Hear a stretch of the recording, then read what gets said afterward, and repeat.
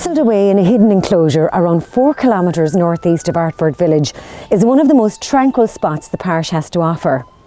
Tobernamullth, or Wethers Well, has been a place of pilgrimage for centuries, and its natural springs are reputed to have cures for the sick and sacred powers to heal disease.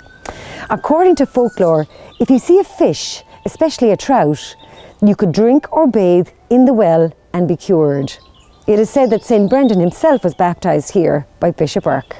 Well, prior to we purchasing this place, I used to look after the place for Kathleen O'Connor, and then it was around about 2007, she asked me if we were interested, and myself and my wife discussed it, and we decided we'd go ahead and buy the place.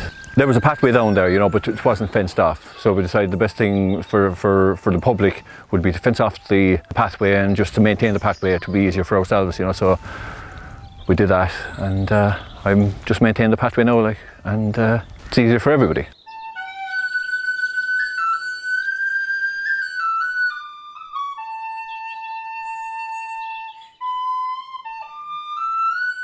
Holy wells traditionally in Ireland were a place of pilgrimage where people came to pray, maybe, and to seek cures.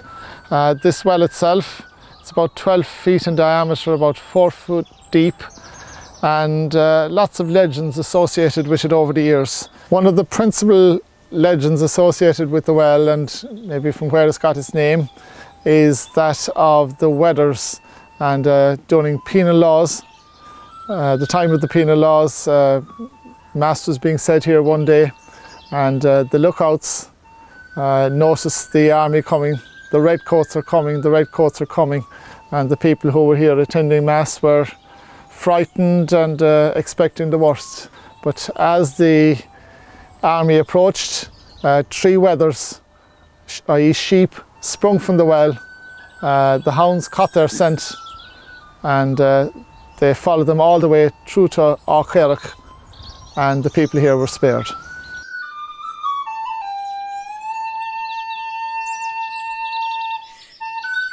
People used to come and pray and immerse themselves in the well. They used to use the dressing house here itself, and as you can see, the bottom of the well, people throw coins into it with the hope of maybe finding a cure. They also immerse themselves in the well.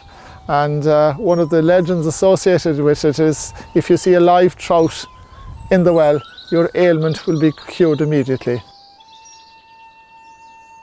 There was a woman down the road, Mrs. Sheehan, you know the Sheehans I'm talking about now. Boris, that's there, his mother, she was doing a round, and she called in here to my mother, and they go every, I don't know how often, they go a couple of times a year, I think, they're doing this round to the well.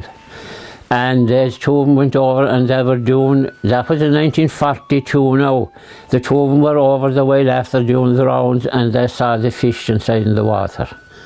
And then you heard about the fish, but they done nothing about it. And according to my father anyway, they should have gone down to the well, then down the couple of steps into the well and take a sup of the water or do something with it, that the cure was supposed to be there then.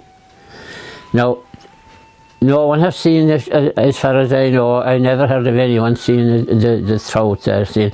But now, there was a big drainage. Now the place all around the well that time used to be flooded with water. Like there'd be maybe a foot of water, a couple of inches around about, maybe about a half an acre of ground and around it.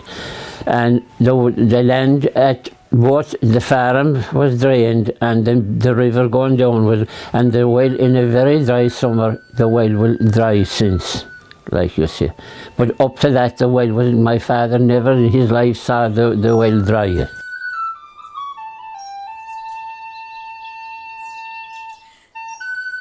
This is the altar at Wethers Well, and there are 3 figures carved on it.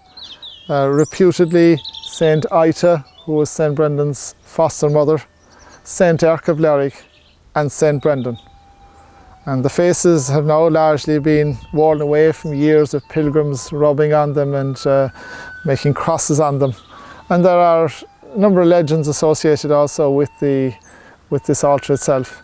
Principally that of Bullock Hill, where a local landlord tried to take the altar away for his own purposes. They loaded the altar on a cart, and the bullocks, when they were going up Bullock Hill, just a few miles of here, refused to budge any further, and the altar was returned back to its resting place here at Tubbernamouth.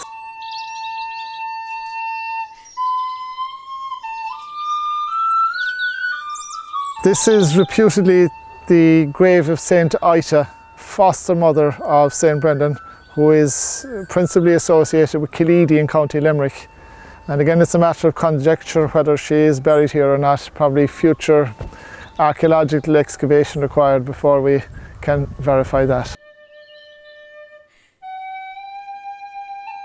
This bush in the very centre of the well, again, has lots of maybe rosary beads and relics left by people who maybe were cured because of the prayers of to St. Brendan, or maybe special requests that they have, traditionally left over the years.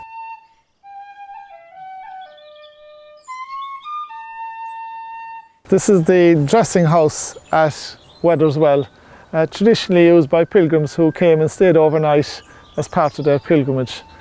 In particular, people maybe from West Kerry, people who had a special association with St. Brendan, and they used to come as part of their patron day, similar to what's happening now in Ballyheigue, and that people used to come, hawkers selling their wares, huge days, in particular at the end of the 1800s, early 1900s.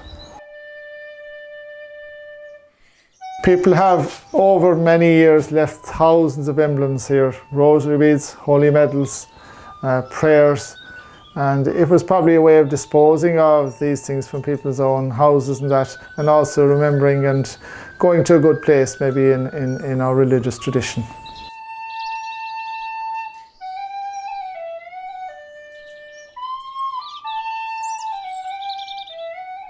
Wethers Well is a very important part of religious tradition, both in Ardfert and within the Diocese of Kerry. Mass has been celebrated here for many, many years, in particular at the time of the penal laws. People come here to pay their rounds, say their prayers, a place of quite secluded worship, used by generations, and hopefully will be here for the generations to come.